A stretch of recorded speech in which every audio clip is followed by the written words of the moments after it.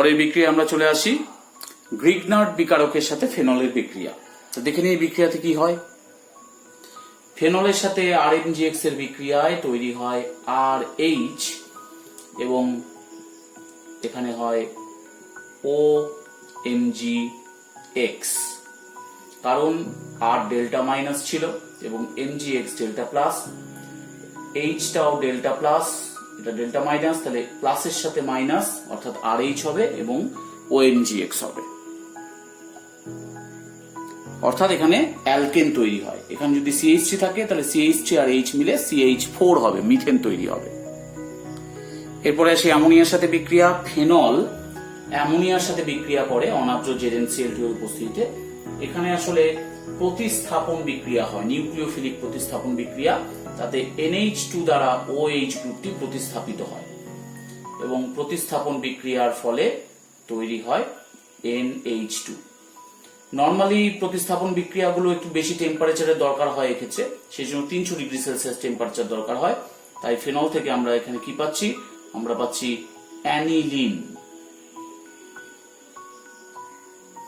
এরপরে আসি জিঙ্ক ডাস্টের সাথে বিক্রিয়া। ফেনল যদি জিঙ্ক ডাস্টের উপস্থিতিতে ফেনলকে উত্তপ্ত করা যায়, অর্থাৎ পাতিত করলে বেনজিন পাওয়া যাবে। এটা খুব ইম্পর্টেন্ট বিক্রিয়া, তার কারণ এইগুলো রূপান্তরীকরণে আমাদের কিন্তু কাজে লাগবে, তাই এটি ইম্পর্টেন্ট বিক্রিয়া। এখানে আমরা দেখলাম যে ফেনল থেকে বেনজিনে পরিণত হলো। নেক্সট বিক্রিয়ায় আসি প্রোসোম FeCl3 সাথে বিক্রিয়া। ফেনলের মধ্যে যদি প্রোসোম FeCl3 দেওয়া যায় তাহলে সমস্ত দ্রবণের বর্ণটি বেগুনি হয়ে যায়। বেগুনি হয়ে যাওয়ার কারণ এই ধরনের জটিল যৌগ তৈরি হয়।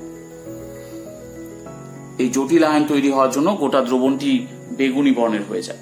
অ্যাকচুয়ালি শুধু ফেনল না, অন্যান্য ফেনোলিক কম্পাউন্ড গুলো কিন্তু এই বিক্রিয়ায় অংশগ্রহণ করে এবং সেই অনুযায়ী এর রং বেগুনি, নীল বা গ্রিন, সবুজ কালার হতে পারে। আমরা দেখে নিই পরের বিক্রিয়াগুলো কি হয়।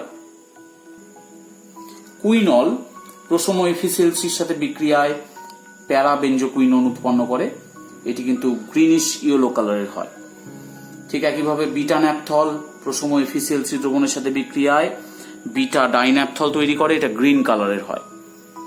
এবার আলফা ন্যাপথল প্রোসোম FeCl3 সাথে বিক্রিয়ায় আলফা ডাইন্যাপথল উৎপন্ন করে, এটার কালার হয় ব্লুইশ ভায়োলেট। আমরা দেখলাম যে শুধু ফেনল না, অন্যান্য ফেনলীয় যৌগগুলো কিন্তু প্রোসোম FeCl3 সাথে বিক্রিয়ায় অংশগ্রহণ করে। এই যে প্রোসোম FeCl3 দ্রবণের সাথে বিক্রিয়া, এটিকে কিন্তু আমরা শনাক্তকরণ পরীক্ষা হিসেবে ব্যবহার করতে পারি বা পার্থক্য সূচক পরীক্ষা হিসেবে ব্যবহার করতে পারি। যে একটি ফেনল কম্পাউন্ড আছে, অপরটি হয়তো ফেনল কম্পাউন্ড বাদে অন্য কোনো কম্পাউন্ড আছে, হয়তো বেনজিন আছে, তাহলে বেনজিন আর ফেনলের মধ্যে আমরা কিভাবে পার্থক্য করব? ফেনলের মধ্যে প্রোসোম FeCl3 দিলে সেটি বেগুনি বর্ণের দ্রবণ উৎপন্ন করবে, কিন্তু বেনজিনে সেটি হবে না। তো এইভাবে আমরা ফেনল এবং বেনজিনের মধ্যে পরীক্ষা করতে পারবো। যেমন এখানে একটি কোশ্চেন আছে, একটি মাত্র রাসায়নিক বিক্রিয়া দ্বারা পার্থক্য করো ফেনল এবং বেনজাইল অ্যালকোহল। ফেনল কিন্তু প্রোসোম FeCl3 সাথে বিক্রিয়ায় কিন্তু ওই ভায়োলেট কালারেশন তৈরি করবে, অর্থাৎ বেগুনি বর্ণের দ্রবণ এক্ষেত্রে তৈরি হবে, বেগুনি বর্ণের দ্রবণ তৈরি হবে। কিন্তু এর সাথে প্রোসোম FeCl3 বিক্রিয়ায় কোনো বর্ণ পাওয়া যাবে না। তাই আমরা বলতে পারি যে এই রাসায়নিক বিক্রিয়া থেকে ফেনল এবং বেনজাইল অ্যালকোহলকে আলাদা করে শনাক্ত করা যেতে পারে। পরীক্ষায় এরকম ধরনের কোশ্চেন আসে, তাই এটি খুব ভালো একটা বিক্রিয়া, আমাদের ফেনলকে শনাক্ত করার কাজে খুব দরকারি। এবার আসি 8 নাম্বার বিক্রিয়াতে। ফেনলের বিক্রিয়া নিয়ে আমরা আলোচনা করছিলাম, তো এখানে ফেনলের হ্যালোজিনেশন বিক্রিয়াটি আমরা আগে দেখব।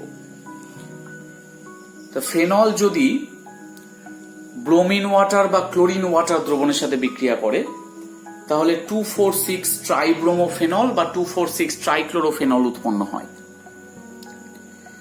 ফেনল ব্রোমিন জল তার সাথে 2,4,6 ট্রাইব্রোমোফেনল তৈরি করছে, এখানে একটি সাদা অধক্ষেপ অর্থাৎ এটি অধক্ষেপ উৎপন্ন করে, নিচে থিতিয়ে পড়ে দ্রবণের তলায়। ক্লোরিন ওয়াটারের সাথেও কিন্তু একই রকমের সাদা অধক্ষেপ উৎপন্ন করতে পারে। তবে আমরা সাধারণত ব্রোমিন ওয়াটার দ্রবণটাকে ফেনলের পরিচয় পরীক্ষা হিসেবে ব্যবহার করে থাকি, কারণ এখানে ব্রোমিন জলের বর্ণটা লাল হয়, লাল বর্ণের দ্রবণ হয়। সেই লাল বর্ণের দ্রবণের সাথে যখন ফেনল বিক্রিয়া করে তখন কিন্তু সাদা পদক্ষেপ পড়ায় ব্রোমিন দ্রবণটি বর্ণহীন হয়ে যায়। তা যেহেতু ব্রোমিন দ্রবণ বর্ণহীন হয়ে যায়, তাহলে এটা একটা ফেনলের পরিচয় পরীক্ষা হিসেবে ব্যবহার করা যেতে পারে। তবে এখানে খেয়াল রাখতে হবে যে অ্যানিলিন অপর একটি যৌগ, যেটিও ঠিক একইভাবে ব্রোমিন ওয়াটার দ্রবণের সাথে বিক্রিয়া করতে পারে এবং বিক্রিয়া করার ফলে সেটিও কিন্তু সাদা অধক্ষেপ তৈরি করে। তার মানে অ্যানিলিনের মধ্যে যদি আমরা ব্রোমিন জল দিই, তাহলে সে ব্রোমিন, লাল বর্ণের ব্রোমিন জল বর্ণহীন হয়ে যাবে এবং সাদা অধক্ষেপ উৎপন্ন হবে। তাই ফেনলের সাথে অ্যানিলিনের পার্থক্য এই বিক্রিয়া দ্বারা কিন্তু করা যাবে না। এছাড়া অন্যান্য ক্ষেত্রে পার্থক্যগুলো করা যাবে, কিন্তু অ্যানিলিন এবং ফেনলের মধ্যে পার্থক্য এই বিক্রিয়াতে করা যাবে না, যেহেতু অ্যানিলিন এবং ফেনল দুজনেই সেম টাইপ অফ রিঅ্যাকশনস দেয়। যদি অতিরিক্ত ব্রোমিন জল ব্যবহার করা যায়, ব্রোমিনের গাঢ়ত্ব বেশি থাকলে এখানে বিক্রিয়াটি আরেকটু অগ্রসর হয়। সেক্ষেত্রে তৈরি হয় এইরকম একটি যৌগ, অর্থাৎ এখানে 4টি ব্রোমিন আসে। এটার নাম 1, 2, 3, 4, 5, 6। আমরা বলতে পারি 2, 4, 4, 6 টেট্রা ব্রোমো 2, 5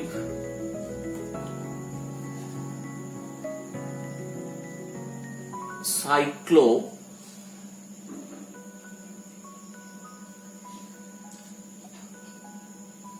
হেক্সাডাইইন, তারপরে আছে কি ওন।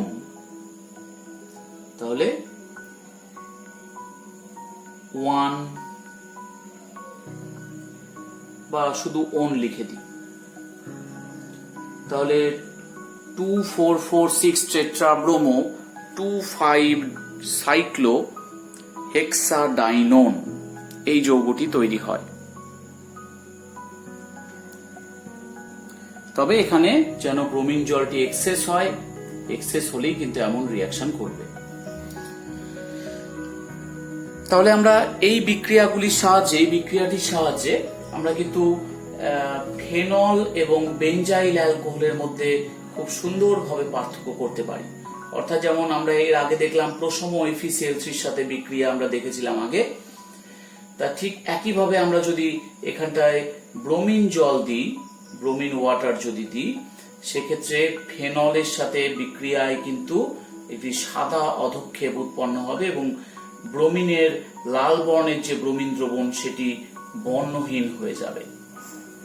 লাল বর্ণের ব্রোমিন দ্রবণ বর্ণহীন হয়ে যাবে। 2,4,6 ট্রাইব্রোমোফেনল সাদা অধক্ষেপ উৎপন্ন করছে। কিন্তু বেঞ্জাইল অ্যালকোহল এরকম ধরনের বিক্রিয়ায় অংশগ্রহণ করবে না, তাই এক্ষেত্রে ব্রোমিনের যে লাল বর্ণের দ্রবণ সেটি বর্ণহীন হবে না। তাহলে এটি দিয়েও কিন্তু আমরা পার্থক্য করতে পারি প্রশম FeCl3 মতো। এবার আমরা একটু বিক্রিয়ার মেকানিজমটা দেখে নিই। এখানে যে নিঃসঙ্গ জোড় আছে সেটি ঢুকলো, ডবল বন্ড এখানে আসলো, তাহলে কি হবে, এই ডবল বন্ডটা দিয়ে কিন্তু একটা ব্রোমিনকে ধরবে, এই ব্রোমিনটি বেরিয়ে যাবে Br- হিসাবে। তাহলে আমরা বলতে পারি মাইনাস Br-, তাহলে তৈরি হচ্ছে ডাবল বন্ড OH, এখানটায় প্লাস দিলাম। এখানে একটি ব্রোমিন ছিলই আগে থেকে, ব্রোমিন নিয়ে আসলাম,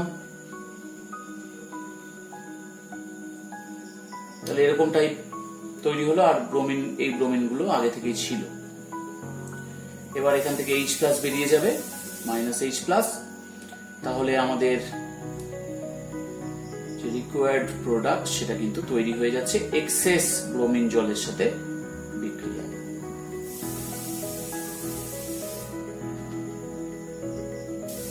তবে ব্রোমিন CS2 দ্রাবক বা CCl4 দ্রাবকের উপস্থিতিতে কম উষ্ণতায় 0 ডিগ্রি সেলসিয়াস উষ্ণতায় ফেনলের সাথে বিক্রিয়া করিয়ে কিন্তু শুধুমাত্র প্যারাব্রোমোফেনল বা অর্থোব্রোমোফেনল তৈরি করতে পারে। এক্ষেত্রে প্যারাব্রোমোফেনল বেশি পরিমাণে উৎপন্ন হয়, মেজর প্রোডাক্ট এটি, এবং এটি মাইনর প্রোডাক্ট। তাহলে ব্রোমিন ওয়াটার দিলে 3টা ব্রোমিন গ্রুপ ঢুকছে, কিন্তু এখানে কেন একটা করে ব্রোমিন গ্রুপ আসলো? তার কারণ হিসেবে বলা যেতে পারে যে যেহেতু এটা অজলীয় মাধ্যম, এখানে কিন্তু ফেনলটি ভেঙে যায় না, অর্থাৎ ফেনক্সাইড আয়ন এখান থেকে উৎপন্ন করতে পারে না, কারণ আয়নিত হয় না অজলীয় মাধ্যমে। তা যেহেতু ফেনক্সাইড আয়ন উৎপন্ন হচ্ছে না, তাই বলয়ের ইলেকট্রন ঘনত্ব রেজোন্যান্সের ফলে যথেষ্ট পরিমাণে বৃদ্ধি পাচ্ছে না। তাই শুধুমাত্র একটি ব্রোমিন গ্রুপ কিন্তু এখানে একটি ব্রোমিন এখানটায় ঢুকতে পারছে। কিন্তু যদি জলীয় মাধ্যমে বিক্রিয়াটা করানো হতো তাহলে কিন্তু এখানে ফেনক্সাইড আয়ন উৎপন্ন হতো, আর ফেনক্সাইড আয়ন উৎপন্ন হলে অর্থাৎ এখানে যদি O- উৎপন্ন হতো তাহলে রেজোন্যান্সের মাধ্যমে বলয়ের সক্রিয়তা অত্যন্ত বৃদ্ধি পেত, তখন একসাথে 3টা ব্রোমিন কিন্তু প্রবেশ করতে পারে। তাই আমরা দেখেছিলাম যে 2,4,6 ট্রাইব্রোমোফেনল তৈরি হয় যদি ব্রোমিন জল দেওয়া যায়, কিন্তু অজলীয় মাধ্যম ব্যবহার করলে শুধুমাত্র প্যারা এবং অর্থোব্রোমোফেনল তৈরি হয়। তাহলে আমরা দেখলাম যে ফেনল যদি অজলীয় দ্রাবক হয় তাহলে সেই ক্ষেত্রে ব্রোমিনের সাথে কিন্তু অর্থ এবং প্যারা পজিশনেই শুধু রিয়াকশন করে। CS2 বা CCl4 দ্রাবক রাখি এবং এটা টেম্পারেচারটা 0 ডিগ্রি বা লেস দ্যান 5 ডিগ্রি সেলসিয়াস, তাতে কিন্তু দেখা যাচ্ছে যে প্যারা এবং অর্থোব্রোমোফেনল উৎপন্ন হচ্ছে, যদিও প্যারা প্রোডাক্টটা মেজর। তা আমরা দেখলাম যে অ্যানিলিনও কিন্তু ব্রোমিনেশন করে এবং ব্রোমিন ওয়াটারের সাথে অ্যানিলিনের বিক্রিয়ায় 2,4,6 ট্রাইব্রোমো অ্যানিলিন তৈরি হয়। তা ব্রোমিনকে যদি আমরা অ্যানিলিনের সাথে বিক্রিয়া করাই CS2 বা CCl4 দ্রাবকের মধ্যে, টেম্পারেচারটা 5 ডিগ্রির কম মানে 0 ডিগ্রির কাছাকাছি রাখি, তাহলে দেখা যাবে যে অ্যানিলিন কিন্তু এই অবস্থাতেও 3টে ব্রোমিন তার বলয়ে নিয়ে নিতে পারবে, অর্থাৎ 2,4,6 ট্রাইব্রোমো অ্যানিলিন কিন্তু এই অবস্থাতেও তৈরি হবে, কারণ অ্যানিলিন তার ইলেকট্রন জোড়কে বলয় প্রবেশের মাধ্যমে আরো বেশি পরিমাণে অ্যাক্টিভেট করতে পারে, যেটা ফেনল নরমালি পারে না। তাই যেহেতু অ্যানিলিন বেশি মাত্রায় বলয়কে অ্যাক্টিভেট করে, তাই অজলীয় মাধ্যমেও অ্যানিলিন কিন্তু 2,4,6 ট্রাইব্রোমোফেনল উৎপন্ন করতে পারে, কিন্তু ব্রোমিন পারে না। এবার দেখি আমরা ফেনলের নাইট্রেশন বিক্রিয়া। বেনজিন রিং এর মধ্যে যদি আমরা নাইট্রেশন করতাম তাহলে একটা NO2 গ্রুপ ঢুকে যেত, সেক্ষেত্রে গাঢ় H2SO4 এবং গাঢ় HNO3 ব্যবহার করলে কিন্তু নাইট্রেশন হয়, নাইট্রোবেনজিন উৎপন্ন হয়। কিন্তু ফেনলের ক্ষেত্রে গাঢ় HNO3 ব্যবহার করার কিছু অসুবিধা আছে, কারণ ফেনল বলয়ের সক্রিয়তা যথেষ্ট পরিমাণে বৃদ্ধি করতে পারে, কারণ সেটি অর্থপ্যারা নির্দেশক গ্রুপ। তাই রেজোন্যান্সের মাধ্যমে বলয়ের সক্রিয়তা বৃদ্ধি পাওয়ায় গাঢ় HNO3 কিন্তু ফেনলের একসাথে জারণ করে দেয় এবং পলিনাইট্রেশন ঘটায়, অর্থাৎ একাধিক NO2 গ্রুপ বলয়ে প্রবেশ করতে পারে এবং একই সাথে এই ফেনল জারিত হয়। তাই সাধারণত গাঢ় HNO3 দ্বারা ফেনলের নাইট্রেশন করা যায় না। তাই ফেনলের নাইট্রেশন করতে গেলে আমাদের লঘু HNO3 নিতে হয়।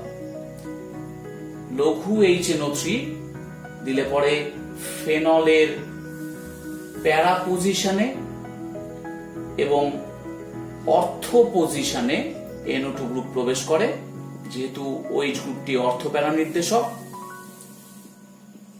এটি মেজর প্রোডাক্ট হয় এবং এটি মাইনর প্রোডাক্ট হয়।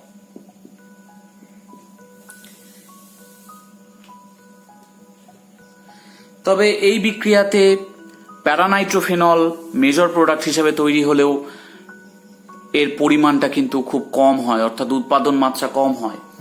তাই আমরা একটি অন্য পদ্ধতির সাহায্য নিই, যাতে যথেষ্ট পরিমাণে অ্যাবসলিউটলি মানে আমরা বলতে পারি প্রায় সম্পূর্ণভাবে প্যারানাইট্রোফেনল উৎপন্ন করা যেতে পারে এবং ইল্ড কোয়ালিটি অর্থাৎ উৎপাদন মাত্রা সেটি খুব ভালো হয়, 90% হয় প্রায়। তাহলে আমরা কিভাবে তৈরি করব সেটা? এখানে যদি আমরা NaNO2 দিই এবং লঘু HCl দিই, 0 থেকে 5 ডিগ্রি সেলসিয়াস তাপমাত্রা দিই, তাহলে বিক্রিয়ার মাধ্যমে তৈরি হয় HNO2, যার সাথে ফেনলের বিক্রিয়ায় প্যারানাইট্রোসোফেনল তৈরি হয়। প্যারানাইট্রোসোফেনল তৈরি হয় এবং এটি প্রায় 90% ইল্ড হয়, তার মানে এটি যথেষ্ট বেশি পরিমাণে তৈরি হচ্ছে। এবার এর মধ্যে যদি আমরা লঘু HNO3 দিই, তবে সেটি নাইট্রোসো গ্রুপটি জারিত হয় এবং জারিত হয়ে তৈরি করে প্যারানাইট্রোফেনল। তাহলে আমরা দেখলাম যে এই প্রক্রিয়ায় প্যারানাইট্রোফেনলের উৎপাদন মাত্রা অনেক বেশি হয়, তাই এটি খুব ভালো বিক্রিয়া ফেনল থেকে প্যারানাইট্রোফেনল উৎপাদন করার ক্ষেত্রে। তাই নাইট্রেশন বিক্রিয়ায় আমরা ফেনলের মধ্যে 3টে NO2 গ্রুপ কিভাবে প্রবেশ করাবো, কারণ ফেনল তো গাঢ় HNO3 দ্বারা জারিত হয়ে যায়। তাই ফেনল থেকে আমরা 2,4,6 ট্রাইনাইট্রোফেনল তৈরি করতে পারি একটু অন্যভাবে। আমরা যদি এর মধ্যে গাঢ় H2SO4 দিই, গাঢ় H2SO4 দেওয়ার পরে যদি টেম্পারেচার দিই মোটামুটি 100 ডিগ্রি সেলসিয়াস, তাহলে দেখা যাবে যে প্যারা পজিশনে SO3H আসবে এবং সামান্য পরিমাণে অর্থ পজিশনে SO3H আসবে। অর্থাৎ এখানটায় তৈরি হচ্ছে ফেনল সালফোনিক অ্যাসিড। এখানে মেজর প্যারা পজিশন, মাইনর এটা। এই অবস্থায় যদি আমরা এর মধ্যে গাঢ় HNO3 দিই 100 ডিগ্রি সেলসিয়াস, তবে কিন্তু এটি আর নতুন করে জারিত হবে না, কারণ সালফোনিক অ্যাসিড আসায়, সালফোনিক অ্যাসিড তো ইলেকট্রন উইথড্রয়িং গ্রুপ, তাহলে সালফোনিক অ্যাসিড আসায় কিন্তু বলয়ের সক্রিয়তা হ্রাস পেয়েছে, তাই HNO3 আর এই বেনজিন বলয়কে ফেনলকে জারিত করতে পারছে না। তাই এবার আমরা এখান থেকে তৈরি করতে পারবো 2,4,6 ট্রাইনাইট্রোফেনল। 2,4,6 ট্রাইনাইট্রোফেনল, বা এটার অপর একটি নাম আছে, নামটা কি? নামটা হচ্ছে পিক্রিক অ্যাসিড। Picric acid. তাহলে আমরা এইভাবে ফেনল থেকে বিকল্প উপায়ে পিক্রিক অ্যাসিড তৈরি করতে পারবো। এবার আমরা দেখে নেব ফেনলের সালফোনেশন বিক্রিয়া। গাঢ় সালফিউরিক অ্যাসিডের সাথে ফেনল রিঅ্যাক্ট করতে পারে, তাতে ফেনল সালফোনিক অ্যাসিড উৎপন্ন হয়। টেম্পারেচার ডিপেন্ডেন্স, এই রিঅ্যাকশনটা কিন্তু টেম্পারেচার ডিপেন্ডেন্ট, অর্থাৎ টেম্পারেচার যদি কম থাকে, প্রায় 20 ডিগ্রি সেলসিয়াস যদি থাকে, সেক্ষেত্রে তৈরি হয় অর্থ প্রোডাক্ট, মেজর তৈরি হয় অর্থ প্রোডাক্ট, এবং সামান্য পরিমাণে সেক্ষেত্রে আসে প্যারা প্রোডাক্ট। এটা মাইনর হয়। টেম্পারেচার যদি হাই দেওয়া যায়, আমরা যদি গাঢ় H2SO4 এবং প্রায় 100 ডিগ্রি সেলসিয়াস টেম্পারেচার ব্যবহার করি, সেক্ষেত্রে আমাদের প্যারাটাই হবে মেজর প্রোডাক্ট। এটি মেজর প্রোডাক্ট এবং অর্থ কিন্তু এখানে মাইনর প্রোডাক্ট হয়ে যাবে। তাহলে টেম্পারেচার ডিপেন্ডেন্ট কেন? এই রিঅ্যাকশনটা টেম্পারেচারের উপর ভিত্তি করে মেজর এবং মাইনর প্রোডাক্ট কিন্তু পার্থক্য হয়ে যাচ্ছে। এটা কেন হচ্ছে? আসলে যখন টেম্পারেচার কম আছে, তখন ফেনল এবং সালফোনিক অ্যাসিড এর মধ্যে একটা হাইড্রোজেন বন্ধন কাজ করছে, ইন্টারনাল হাইড্রোজেন বন্ধন, তাই মেজর হচ্ছে এই অর্থ প্রোডাক্টটি।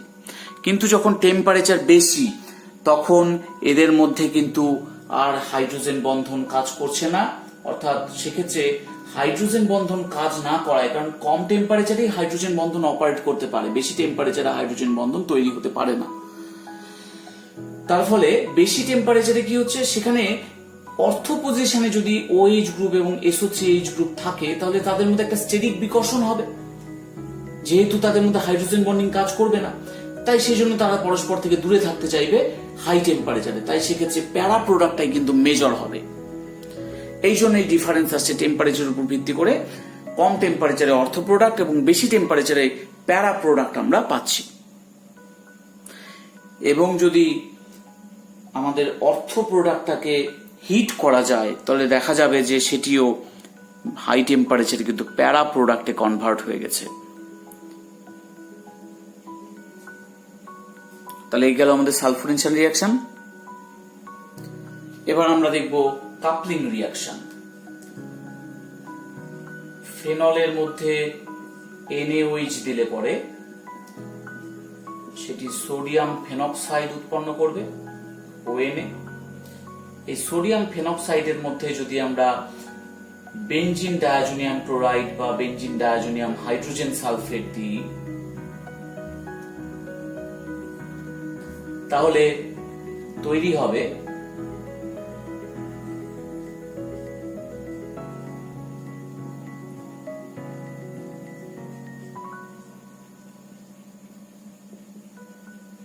এরকম অ্যাজো ডাই তৈরি হবে। ডাই কথার মানে রং, অর্থাৎ এক্ষেত্রে একটা অ্যাজো ডাই তৈরি হচ্ছে।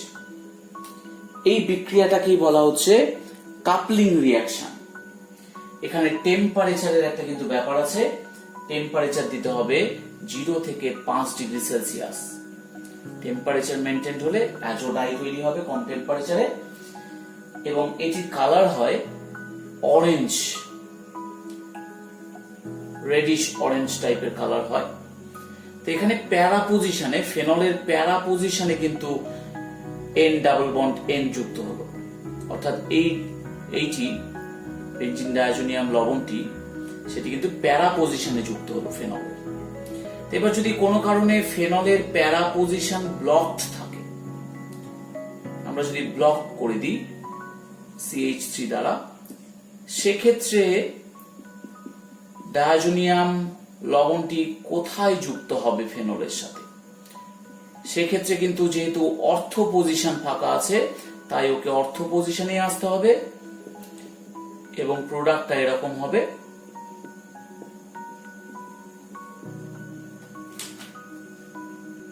এটি অরেঞ্জ কালার হবে, এটি অ্যাজো ডাই। তাহলে সেক্ষেত্রে আমরা দেখলাম যে অর্থ পজিশনে কিন্তু এখানে CH3 গ্রুপ ছিল, তাই অর্থ পজিশনে বেনজিন ডায়াজোনিয়াম লবণটি যুক্ত হলো। এটি বিটা ন্যাপথল, এর সাথেও একই রকমের বিক্রিয়া ঘটে, এরকম অ্যাজো ডাই উৎপন্ন হয়। এটিও কালার কমলা বা রেডিশ অরেঞ্জ টাইপের কালারটি হয়। এবার আমরা পরবর্তী রিয়াকশন দেখব, কোলবে স্মিথ রিয়াকশন। এই বিক্রিয়াটি খুব গুরুত্বপূর্ণ একটি বিক্রিয়া। তো আমরা দেখে নিই কোলবে স্মিথ রিয়াকশনটা আসলে কি। এই বিক্রিয়াতে সোডিয়াম ফেনক্সাইডকে যদি কার্বন ডাই অক্সাইড সহকারে 120 থেকে 140 ডিগ্রি সেলসিয়াস তাপমাত্রা এবং উচ্চ চাপে যদি উত্তপ্ত করা যায় তাহলে আমরা পাবো স্যালিসাইলিক অ্যাসিডের সোডিয়াম লবণ। এটিকে লঘু HCl মানে H3O+ দিয়ে যদি আমরা আদ্র বিশ্লেষণ করি তাহলে আমরা পাবো OHCOOH, অর্থাৎ স্যালিসাইলিক অ্যাসিড আমরা পাবো। এখানে অর্থ প্রোডাক্ট যেটা আমরা দেখতে পাচ্ছি সেই অর্থ প্রোডাক্টই কিন্তু মেজর প্রোডাক্ট হবে। সামান্য পরিমাণে প্যারা প্রোডাক্ট উৎপন্ন হতে পারে, তবে আমরা এখানে দেখাইনি সেটা। তো এই বিক্রিয়ার মেকানিজমটা কি আমরা দেখে নিই। তাহলে এখানকার ফেনক্সাইড এই ইলেকট্রনটি এখানে ঢুকবে, তার ফলে অ্যাটাক হবে কার্বনে, O- হয়ে যাবে।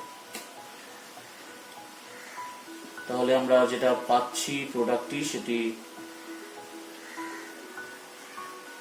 এরকম,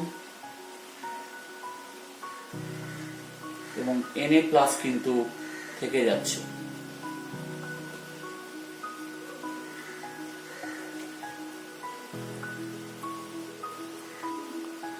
এখানে H-ও ছিল, এবার পরের ধাপে গিয়ে H+ হিসেবে বেরিয়ে যাবে।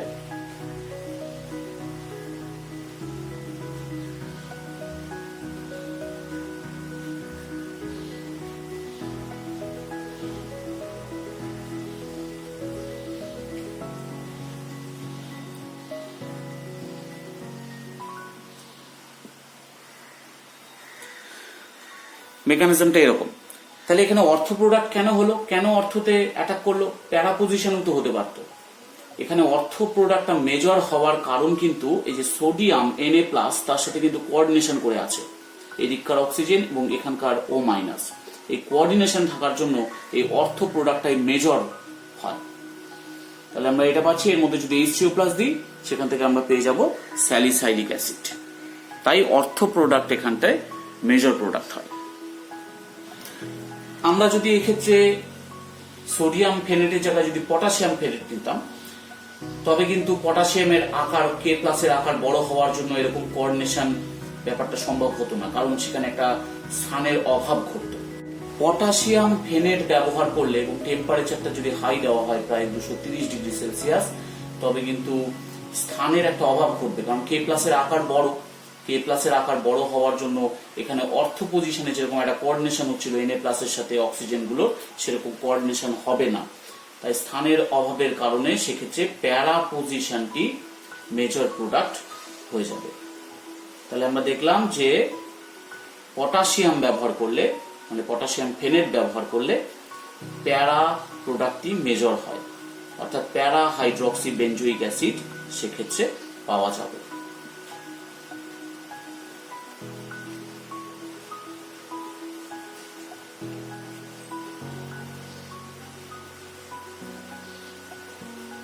এখানে H আছে, তাহলে আমরা দেখে নিই যে প্যারা হাইড্রক্সি বেঞ্জোইক অ্যাসিড এটি এখানে মেজর প্রোডাক্ট হবে যদি আমরা হাই টেম্পারেচার এবং পটাশিয়াম ফেনেট ব্যবহার করি সোডিয়াম ফেনেটের বদলে। এই বিক্রিয়াগুলি কোলবে স্মিথ বিক্রিয়ার অ্যাপ্লিকেশন। এখানে দুটো OH গ্রুপ আছে, তাহলে COOH গ্রুপটি কোথায় আসবে? অ্যাসিড গ্রুপটি আসবে কিন্তু OH এর সাপেক্ষে অর্থ পজিশন এবং এই OH এর সাপেক্ষে প্যারা পজিশন, কারণ OH গ্রুপগুলো অর্থ প্যারা নির্দেশক।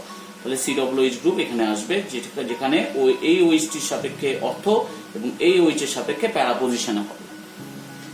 এই ক্ষেত্রে তিনটে OH গ্রুপ আছে, দুটো, একটির সাপেক্ষে অর্থ, একটির সাপেক্ষে প্যারা পজিশন এবং একটির সাপেক্ষে মেটা পজিশন এখানে হয়ে যাচ্ছে, কিন্তু কিছু করার নেই, যেহেতু দুটির সাপেক্ষে অর্থ এবং প্যারা পজিশনে আছে COOH গ্রুপ, তাই এই পজিশনে আসবে। আমরা যদি এই পজিশনে নিয়ে আসতাম তাহলে কিন্তু দুটির সাপেক্ষে মেটা হতো, একটির সাপেক্ষে প্যারা হতো, তাহলে এইটার থেকে এইখানে বেশি হবে, এখানে প্রবাবিলিটি বেশি, কারণ এখানে একটির সাপেক্ষে অর্থ, একটির সাপেক্ষে প্যারা পজিশনে আছে। তাহলে COOH গ্রুপ এখানে ঢুকছে। এর ক্ষেত্রে তিনটা OH গ্রুপ এমন ভাবে আছে যে দুটির সাপেক্ষে অর্থ এবং একটির সাপেক্ষে প্যারা পজিশনে আসছে, তাই COOH গ্রুপগুলো এইখানটায় ঢুকছে। তাহলে আমরা কোলবে স্মিথ বিক্রিয়ার তিনটে অ্যাপ্লিকেশন দেখলাম। এরপরে আসি পরবর্তী বিক্রিয়াতে। এবার আসি রাইমার-ট্রিম্যান বিক্রিয়া। রাইমার-ট্রিম্যান বিক্রিয়াতে ফেনলের মধ্যে যদি ক্লোরোফর্ম, NaOH এবং হিট করা যায়, তাহলে মেজর প্রোডাক্ট কিন্তু অর্থটাই হয়, প্যারা প্রোডাক্ট মাইনর হয়। তার মধ্যে H3O+ দিলে পরে অর্থ হাইড্রক্সি বেঞ্জালডিহাইড বা স্যালিসালডিহাইডকে আমরা মেজর প্রোডাক্ট হিসাবে পাই। এখানে অর্থ প্রোডাক্টটিকে মেজর হিসাবে পাওয়ার কারণ হিসাবে বলা যায় যে এখানে অ্যালডিহাইড আছে আর OH গ্রুপ আছে, দুজনের মধ্যে একটা হাইড্রোজেন বন্ডিং কাজ করবে, তাই এই প্রোডাক্টটি মেজর তৈরি হবে।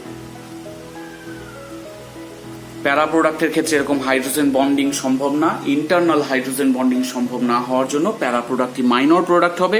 এখানে কিন্তু অর্থ প্রোডাক্ট অর্থাৎ স্যালিসালডিহাইড এখানে মেজর প্রোডাক্ট হচ্ছে, কারণ এখানে OH গ্রুপ এবং CHO গ্রুপের মধ্যে হাইড্রোজেন বন্ডিং, এই যে এরকম টাইপের হাইড্রোজেন বন্ডিং এখানে কাজ করছে। OH গ্রুপের H এর সাথে CHO গ্রুপের O এর মধ্যে একটা ইন্টারনাল হাইড্রোজেন বন্ডিং কাজ করছে, সেই জন্য স্যালিসালডিহাইড অর্থাৎ অর্থ প্রোডাক্টটি মেজর হচ্ছে। বিক্রিয়ার মেকানিজমটা আমরা দেখে নিই। এখানে ক্লোরোফর্ম তার সাথে যদি OH- এ রিঅ্যাক্ট করানো যায় তাহলে ডাইক্লোরোকার্বিন তৈরি হচ্ছে CCl2, এটি একটি ইলেকট্রোফাইল হিসেবে কাজ করে। এবার সেই ডাইক্লোরোকার্বিনের সাথে বিক্রিয়ায় ধীরে ধীরে তৈরি হচ্ছে অর্থ হাইড্রক্সি বেঞ্জালডিহাইড। প্রথম বিক্রিয়াটির ক্ষেত্রে প্যারা পজিশন ব্লকড আছে, ডেফিনেটলি তো CHO গ্রুপটা অর্থ পজিশনে মেজর হয়, তাই এখানে গেছে, এটি মেজর প্রোডাক্ট। কিন্তু এখানে যদি অর্থ পজিশন যদি ব্লকড থাকে তবে কিন্তু সে ডেফিনেটলি প্যারা পজিশনেই যেতে হবে তাকে, অর্থাৎ এখানে সিএইচও গ্রুপটি প্যারা পজিশনে যাবে, অর্থাৎ এটিই হবে মেজর প্রোডাক্ট। তাহলে যদি অর্থ পজিশন ফাঁকা থাকে সেক্ষেত্রে অর্থ প্রোডাক্টটাই মেজর হবে, কিন্তু কোনো কারণে যদি অর্থ পজিশন ব্লক থাকে সেক্ষেত্রে কিন্তু প্যারা প্রোডাক্টই মেজর হবে। আমরা যদি ক্লোরোফর্মের পরিবর্তে কার্বন টেট্রাক্লোরাইড CCl4 ব্যবহার করি তাহলে কিন্তু আলটিমেটলি তৈরি হবে স্যালিসাইলিক অ্যাসিড, এটি মেজর প্রোডাক্ট তৈরি হবে। আমরা শুধু মেজর প্রোডাক্টটাই দেখালাম, এখানে স্যালিসাইলিক অ্যাসিড আমরা পাবো বা অর্থো হাইড্রক্সি বেঞ্জোইক অ্যাসিড কিন্তু সেক্ষেত্রে আমরা পাবো। তাহলে স্যালিসাইলিক অ্যাসিড কোথা থেকে তৈরি করা যায়? 1 নাম্বার কোলবে-স্মিথ রিয়াকশন থেকে, এবং নাম্বার 2 রাইমার-চিম্যান রিয়াকশনে যদি ক্লোরোফর্মের পরিবর্তে কার্বন টেট্রাক্লোরাইড ব্যবহার করি সেক্ষেত্রেও স্যালিসাইলিক অ্যাসিড পাওয়া যায়। এবার আসি গ্যাটারম্যান রিয়াকশন। যদি শুধু আমরা বেনজিন নিই তার মধ্যে HCN, HCl এবং অনাব্জয় LCl অনুঘটক ব্যবহার করলে ইমিন টাইপের যৌগ তৈরি হয়, এটি অস্থায়ী। H2O দ্বারা আদ্র বিশ্লেষণ করলে ডাবল বন্ড NH গ্রুপটা রিপ্লেসড হয়ে O দ্বারা রিপ্লেসড হয়ে যায়, তার মানে CHO তৈরি হয়। আমরা এটাকে CHO লিখতে পারি, মানে বেঞ্জালডিহাইড তৈরি হয়। ফেনলও এরকম টাইপের বিক্রিয়ায় অংশগ্রহণ করে, সেক্ষেত্রে তৈরি হয় প্যারা হাইড্রক্সি বেঞ্জালডিহাইড। তবে HCN খুব ডেডলি পয়জনাস গ্যাস, তাই HCN এর পরিবর্তে বর্তমানে ব্যবহার করা হয় জিঙ্ক সায়ানাইড এবং HCl এর মিশ্রণ। জিঙ্ক সায়ানাইড এবং HCl এর মিশ্রণ, এক্ষেত্রে বিক্রিয়াতে তৈরি হয় HCN এবং ZnCl2। এখানে ZnCl2 AlCl3 এর মতো অনুঘটক হিসেবে কাজ করে, এবং এই যে HCN উৎপন্ন হলো সেই HCNটি এখানে বিক্রিয়ায় অংশগ্রহণ করে। তাই এই বিকারকগুলির পরিবর্তে বর্তমানে জিঙ্ক সায়ানাইড HCl ব্যবহার করা হয়। জিঙ্ক সায়ানাইড HCl ব্যবহার করলে একই রকম ভাবে বিক্রিয়া প্যারা হাইড্রক্সি বেঞ্জালডিহাইড তৈরি হয়, এবং এক্ষেত্রে HCN মানে ডেডলি পয়জনাস গ্যাস, তার ব্যবহারকে আমরা কিছু সীমিত করতে পারি। পরের রিয়াকশনটা লেটারার-ম্যানাসে রিয়াকশন। এই বিক্রিয়াতে ফেনল ফর্মালডিহাইডের সাথে লঘু NaOH বা লঘু HCl দিলেও হবে। লঘু NaOH এর সাথে বিক্রিয়ায় তৈরি করে প্যারা হাইড্রক্সি বেঞ্জাইল ফেনল এবং অর্থো হাইড্রক্সি বেঞ্জাইল ফেনল। প্যারা প্রোডাক্টটা মেজর প্রোডাক্ট হয়। এই বিক্রিয়াটি লেটারার-ম্যানাসে বিক্রিয়া নামে পরিচিত। তবে এই বিক্রিয়াটি কিন্তু এখানেই শেষ হয়ে যায় না। এই বিক্রিয়াটি এখানেই শেষ হয়ে যায় না, কারণ যদি ফর্মালডিহাইডের পরিমাণ বেশি হয় তবে এটি ধীরে ধীরে বিক্রিয়া করে আরো একাধিক CH2OH গ্রুপ বেঞ্জিন বলয়ে প্রবেশ করতে পারে এবং 20 এবং 30 হাইড্রক্সি মিথাইল ফেনল তৈরি হয়। এখানে 20 হাইড্রক্সি মিথাইল ফেনল আমরা দেখালাম। এই যে 20 এবং 30 হাইড্রক্সি মিথাইল ফেনলগুলি পরস্পরের সাথে লঘু ক্ষারের উপস্থিতিতে কন্ডেনসেশন বিক্রিয়া করে, এবং কন্ডেনসেশন বিক্রিয়ার ফলে উচ্চ আণবিক ভর সম্পন্ন পলিমার গঠন করতে পারে। এই যে পলিমারাইজেশন করে ব্যাকেলাইট করেছে, এটি কিন্তু আমরা শুধু বোর্ডের উপর লিখেছি, কিন্তু এটি 3 ডাইমেনশনাল স্ট্রাকচার, অর্থাৎ এর উপরেও থাকে থাকে তৈরি হবে এবং আরো বড় হতে থাকবে, চারিদিকে ছড়িয়ে যাবে, অর্থাৎ পলিমার, উচ্চ আণবিক ভর সম্পন্ন পলিমার গঠিত হয়। আমরা হোল N লিখে দিয়েছি ওই জন্য। এই ইউনিটটা বহুবার রিপিট করে করে সেটি পলিমার তৈরি করবে, যে পলিমারটার নাম ব্যাকেলাইট বা ফেনল ফর্মালডিহাইড রেজিন। এটি একটি থার্মোসেটিং পলিমার এবং এটি ব্যবহার করা হয় মূলত রেডিও, টেলিফোন, ওয়াশিং মেশিন ইত্যাদি যন্ত্রাংশের যে আবরণ তৈরিতে, ওপরের দিকে যে প্লাস্টিক আবরণটা থাকে যেটা হার্ড প্লাস্টিক, বা সুইচ, আমাদের যে ইলেকট্রিক্যাল যে সুইচগুলো থাকে সেগুলো খুব হার্ড প্লাস্টিক দিয়ে তৈরি হয়, খেলনা হার্ড প্লাস্টিক দিয়ে তৈরি হয়, তার জন্য কিন্তু ব্যাকেলাইট ব্যবহার করা হয়। এবার আসি থ্যালিক অ্যাসিডের সাথে ফেনলের বিক্রিয়ায় কি হচ্ছে। এটা থ্যালিক অ্যাসিড তাকে হিট করলে হয় থ্যালিক অ্যানহাইড্রাইড। ফ্যালিক অ্যানহাইড্রাইড ফেনলের সাথে গাঢ় H2SO4 এর উপস্থিতিতে বিক্রিয়া করে, অর্থাৎ এখান থেকে জল বেরিয়ে যায়, দুটো H আর একটা অক্সিজেন জল হিসেবে বেরিয়ে যায়, তার ফলে তৈরি হয় ফেনপথ্যালিন। ফেনপথ্যালিন অ্যাসিড ক্ষার প্রশমন বিক্রিয়ায় নির্দেশক হিসেবে ব্যবহার করা হয়। তাহলে এটি কিন্তু ফেনল থেকে প্রস্তুত করা হয় এবং ফ্যালিক অ্যাসিডের সাহায্যে। এবার আমরা দেখব ফেনলের বিজারণ বিক্রিয়া। ফেনলের মধ্যে যদি বিচূর্ণ নিকেল হাইড্রোজেন এবং হিট করা যায়, তাহলে সমস্ত ডবল বন্ড কিন্তু সিঙ্গেল বন্ডে পরিণত হয়, অর্থাৎ হাইড্রোজেন এখানে যুক্ত হয়, তাই সমস্ত ডাবল বন্ড সিঙ্গেল বন্ড হয়ে যায় এবং তৈরি করে সাইক্লোহেক্সানল। ফেনলের আরেক ধরনের বিজারণ আছে, যে বিক্রিয়াটি খুব বিখ্যাত বিক্রিয়া, বার্চ বিজারণ। এক্ষেত্রে সোডিয়াম তরল অ্যামোনিয়া নেওয়া হয়ে থাকে এবং সামান্য পরিমাণে ইথানল নেওয়া হয়ে থাকে। এই বিক্রিয়াটার নাম বার্চ রিডাকশন বা বার্চ বিজারণ। এখানে কি হয়, এখানে তৈরি হয় ডাবল বন্ড ও এটা। তো এটা কি করে তৈরি হচ্ছে বা ফেনল বাদে অন্য কোন কোন যৌগ এরকম বিক্রিয়া অংশগ্রহণ করে আমরা একটু দেখে নিই। আমরা এবার মেকানিজম দেখব।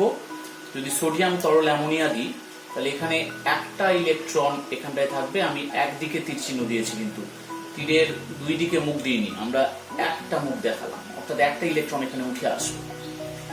তাহলে একটা ইলেকট্রন এখানে উঠে আসলে একটা ইলেকট্রন এখানে থাকবে এবং সোডিয়াম থেকে একটা ইলেকট্রন পাবে, তার মানে এখানটায় হয়ে যাবে দুটো ইলেকট্রন। বাকি বন্ডগুলো একই রকম ভাবে থাকবে। তাহলে এখানে তো আমাদের আগে থেকে হাইড্রোজেন ছিল, একটা হাইড্রোজেন কিন্তু আগে থেকে আছে, আমরা যেটা দেখাই না। এখানে একটা হাইড্রোজেন থাকার পরে আরো দুটো ইলেকট্রন আসলো। এবার যদি আমরা ইথানল, আমরা তো মিক্সচারের মধ্যে ইথানল দিয়েছি সামান্য পরিমাণে, তাহলে এই ইথানলের এই H+ কে কিন্তু এই দুটো ইলেকট্রন নেবে, অর্থাৎ তৈরি হবে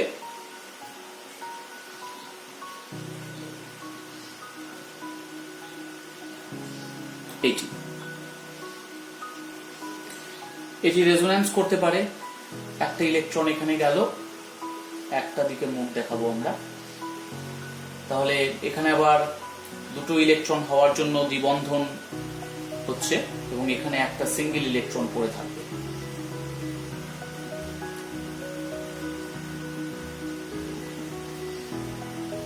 সিঙ্গেল ইলেকট্রন থাকলো।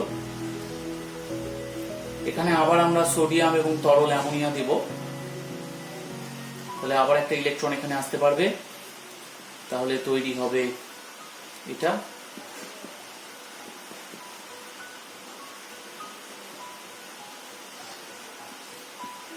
ETOH থেকে H+ কে নিতে পারবে। এখানে কিন্তু একটা হাইড্রোজেন ছিল, আমি যেটা এখানে দেখাইনি, তৈরি করবে।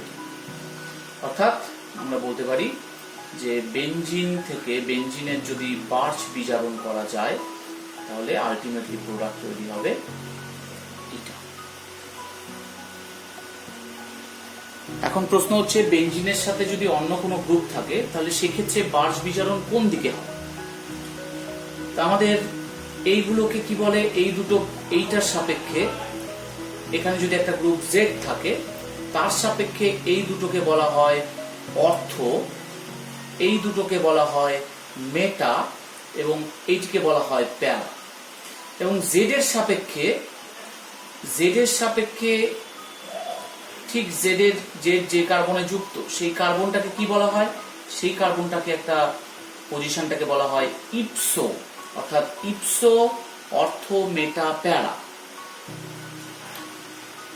তাহলে এখানে মনে রাখতে হবে যে যদি ইলেকট্রন উইথড্রয়িং গ্রুপ থাকে, যদি গ্রুপ থাকে, সেক্ষেত্রে হাইড্রোজেন, এই যে হাইড্রোজেন একটা একটা করে যে হাইড্রোজেন ঢুকেছে, হাইড্রোজেনগুলো কোথায় ঢুকবে? হাইড্রোজেনগুলো ঢুকবে ইপসো এবং প্যারা পজিশন। প্যারা পজিশন, ইপসো এবং প্যারা পজিশনে হাইড্রোজেন আসবে। আর ইলেকট্রন ডোনেটিং গ্রুপ যদি থাকে তবে অর্থ এবং মেটা পজিশনে হাইড্রোজেন আসবে। তাহলে এটা আমাদেরকে খেয়াল রাখতে হবে। বেঞ্জোইক অ্যাসিডকে যদি আমরা বার্জ বিজারণ করি, বেঞ্জোইক অ্যাসিডের যে COOH গ্রুপ আছে সেটা কিন্তু ইলেকট্রন উইথড্রয়িং গ্রুপ। তাহলে ইপসো পজিশন এবং প্যারা পজিশনে হাইড্রোজেন আসবে। তাহলে প্রোডাক্টটা হবে, বার্জ বিজারণের পরে প্রোডাক্টটা হবে, অর্থাৎ আমি এখানে একটা হাইড্রোজেন নিয়ে আসলাম, এখানে কিন্তু একটা হাইড্রোজেন নিয়ে এসেছি, হাইড্রোজেনগুলো আমি দেখাইনি। আবার যদি এইরকম একটা গ্রুপ থাকে OCH3, তবে বার্জ বিজারণ করলে কি হবে, OCH3 ও এর মধ্যে দুজোড়া নিঃসঙ্গ জোড় আছে, মানে এটা ইলেকট্রন ডোনেট করতে পারে, বলয়ে ইলেকট্রন প্রবেশ করতে পারে। তাহলে এরা কিন্তু EDG অর্থাৎ ইলেকট্রন ডোনেটিং গ্রুপ। সেক্ষেত্রে অর্থ এবং মেটা পজিশনে হাইড্রোজেন ঢুকবে। তার মানে প্রোডাক্টটা হবে, এটার সাপেক্ষে এটা অর্থ, এটার সাপেক্ষে এটা মেটা পজিশন। তাহলে অর্থ এবং মেটা পজিশনে হাইড্রোজেন ঢুকেছে, ডাবল বন্ড কোথায় হবে, এই দুটোতে ডাবল বন্ড হবে। যদি ফেনল হয়, ফেনল যদি হয়, এখানে অক্সিজেনের দুজোড়া নিঃসঙ্গ জোড় আছে, তাহলে এখানেও আমরা যদি বার্জ বিজারণ করি সেক্ষেত্রে অর্থ এবং মেটা পজিশন, মানে এটা ইলেকট্রন ডোনেটিং গ্রুপ যেহেতু OH, তাহলে অর্থ এবং মেটা পজিশনে হাইড্রোজেন ঢুকবে। তাহলে এই অর্থ এবং মেটা পজিশনটিকে আমরা বাদ দিয়ে রেখে বা আমরা উল্টো করেও লিখতে পারি, এই দিকে এবং এই দিকে ডাবল বন্ড দিতে পারি। তবে এটা যেহেতু OH গ্রুপ আছে এবং এখানে ডাবল বন্ড আছে, মানে ইন অল টাইপের যৌগ, অর্থাৎ টটোমেরিজম হবে, এখানটায় টটোমেরিজম হবে। টটোমেরিজম হওয়ার জন্য এখানটায় আলটিমেটলি তৈরি কি হবে, আলটিমেটলি তৈরি হবে C ডাবল বন্ড। এখানে তো হাইড্রোজেনটা চলে এসছে, শুধুমাত্র এখানটায় ডাবল বন্ড থাকবে, অর্থাৎ ফেনলের ক্ষেত্রে আমরা পাবো এই প্রোডাক্টটা। এবার দেখে নিই ফেনলের জারণ বিক্রিয়া। ফেনলের মধ্যে যদি ক্রোমিল ক্লোরাইড CrO2Cl2 ক্রোমিল ক্লোরাইড বা Na2Cr2O7 বা K2Cr2O7 এবং গাঢ় H2SO4 দেওয়া হয়, তাহলে প্যারা বেঞ্জোকুইননে পরিণত হয়। আমরা যদি ক্ষারীয় K2H2O8 দিই এবং দ্বিতীয় ক্ষেত্রে লঘু HCl, লঘু কোনো অ্যাসিড দিই, তাহলে কুইনল তৈরি হয়। দুটি জারণ বিক্রিয়া কিন্তু। এই দ্বিতীয় বিক্রিয়াটিকে বলা হয় ELBS পারসালফেট জারণ। ELBS পারসালফেট জারণ।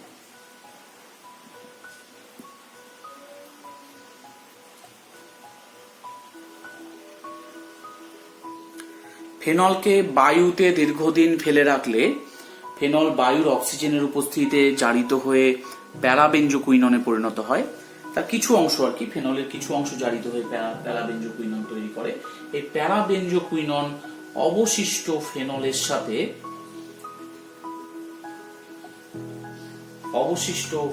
ফেনলের সাথে সেটি কিন্তু হাইড্রোজেন বন্ডিং এর মাধ্যমে যুক্ত থাকতে পারে। বন্ডগুলো এইভাবে দেখালে ভালো হয়।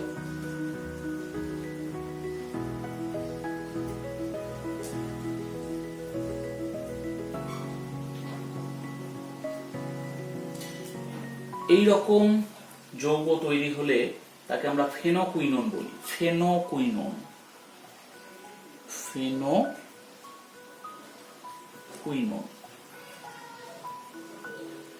এটি লাল রঙের হয়, লাল গোলাপি বর্ণযুক্ত হয়,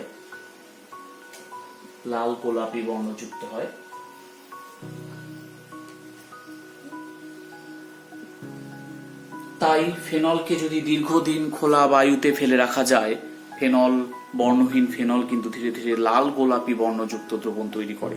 এটার কারণই হচ্ছে ফেনোকুইননের জন্য। তাহলে এরকম প্রশ্ন আসতে পারে যে ফেনলকে দীর্ঘদিন খোলা বায়ুতে ফেলে রাখলে ফেনল লাল বাদামি বর্ণ বা লাল গোলাপি বর্ণ ধারণ করে কেন? তার কারণ কিন্তু এটা, কারণ ফেনল বায়ুর অক্সিজেন দ্বারা জারিত হয়ে প্যারাবেঞ্জোকুইনন তৈরি করে এবং প্যারাবেঞ্জোকুইনন অবশিষ্ট ফেনলের সাথে হাইড্রোজেন বন্ডিং এর মাধ্যমে যুক্ত থাকে, ফেনোকুইনন গঠন করে। এই ফেনোকুইননের গঠনের জন্যই লাল গোলাপি বর্ণ হয়। এবার আমরা এরকম একটি প্রশ্নে আসি। C7H7OH আণবিক সংকেত বিশিষ্ট দুটি সমবায়বী যৌগ এ এবং বি, এদের মধ্যে প্রথমটি অর্থাৎ এ প্রশম এফিসিএলসির সাথে বিক্রিয়ায় বেগুনি বর্ণের দ্রবণ সৃষ্টি করে, কিন্তু দ্বিতীয়টি করে না। তাহলে এ এবং বি কে শনাক্ত করতে হবে। যেহেতু এ যৌগটি প্রশম এফিসিএলসির সাথে বিক্রিয়া করতে পারে, বেগুনি বর্ণের দ্রবণ তৈরি করতে পারে, তাহলে এটিতে নিশ্চয়ই ফেনল আছে, ফেনলীয় গ্রুপ উপস্থিত। তাহলে অপরটি কি আছে? এখানে C7H7OH, অর্থাৎ একটি আছে CH3। সেই CH3 কোথায় যুক্ত আছে সেটি অর্থ, মেটা বা প্যারা পজিশনে থাকতে পারে, সেটা পরিষ্কার নয়।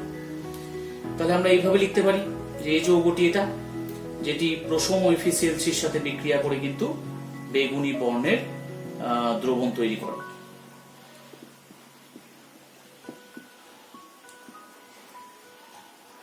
কিন্তু বি যৌগটি করে না, তার মানে বি নিশ্চয়ই ফেনলীয় যৌগ নয়।